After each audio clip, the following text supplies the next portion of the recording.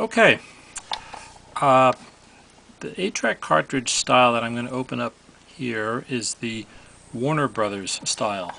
As you can see, it says Warner Brothers, and these are noted by 2 openings slots on the bottom. One here, where there's an actual clip, and there's one here, where you can actually see the clip. These may look a little difficult to open, but they're actually very easy. There's just a trick you need to know, and once you've learned the trick, it's actually very easy. The first thing you need to do is every one of these has a slot underneath the label at the front. What you need to do is you can either take your fingernail or you take a straight edge and cut a little slit, just like that, at the front. Then you want to make sure that, again, as I've mentioned in other videos, that you do not have the label overlapping the seam where the 2 halves come together. If they are, you need to cut that. Then what you do is you turn the tape over and you start at the tab towards the front end where the tape is exposed. You take your Radio Shack jeweler's screwdriver, the small one, and you basically take the tip and you put it into the slot, which is right here on the inside of the tab.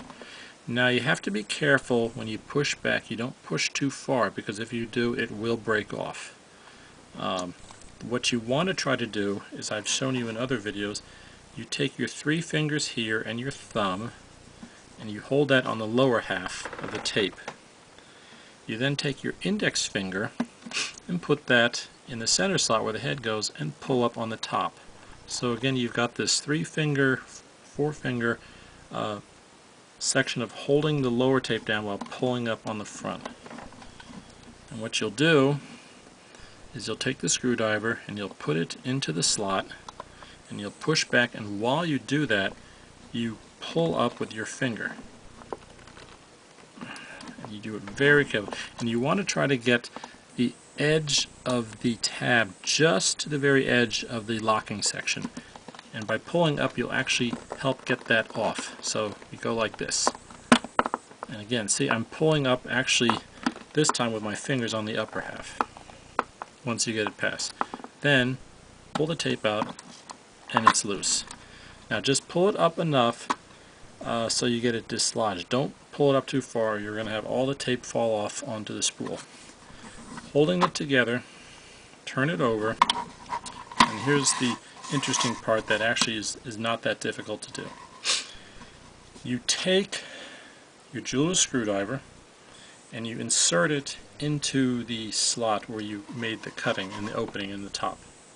What you do then is you actually take it and you tilt the top of it forward towards the front of the tape, just enough so that the bottom here bulges out. You'll see it bulge out a little bit. Okay.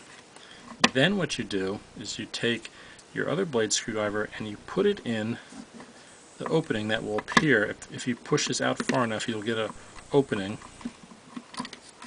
that will open up, and sometimes I'll do it like this. Okay. It's a little tricky to this part. Okay. Alright, it's a little difficult sometimes to get it. You got to kind of push down on the lower half and pull up while getting this forward. Take your blade screwdriver, put it underneath, and bring it to the center of the label side. Now your screwdriver may fall out at the top, but just get this part inside. It's very important to get that underneath. Then what you do is, while you pull back, push forward again, you just give your screwdriver here a twist, like so, and it pops right open.